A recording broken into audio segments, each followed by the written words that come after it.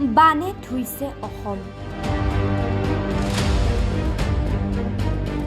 ৰাজ্যত উজনিৰ পৰা নামনিলৈ প্ৰলয়নকাৰী বান। পানীত হাঁহ নচৰা অৱস্থা ৰাজ্যবাসীৰ।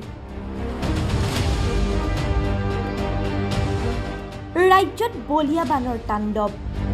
ফেনে ফুটুকাৰে বাঢ়ি আহিছে নৈ উপনৈসমূহ। সৃষ্টি হৈছে প্ৰলয়নকাৰী বানৰ।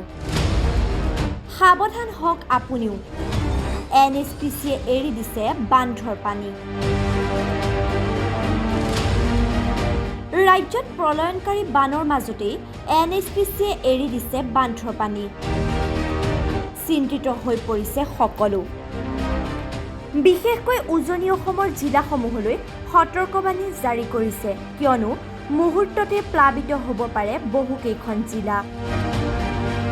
বিভিন্ন ঠাইত মাথাউৰি ভাঙিও হাহাকাৰ পৰিস্থিতিৰ সৃষ্টি হৈছে। বিশেষকৈ ধেমাজি, লখিমপুৰ, মাজুলী এতিয়া পানীৰ তলত।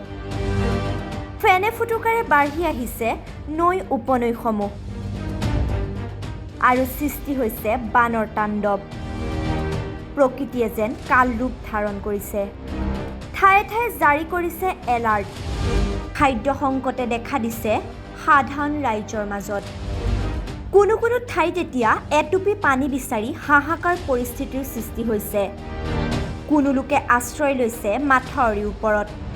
বানত উটি গৈছে ঘৰ-দুৱাৰ। এফালৰ পৰা যেন বানে ধ্বংস কৰি নিছে সকলো।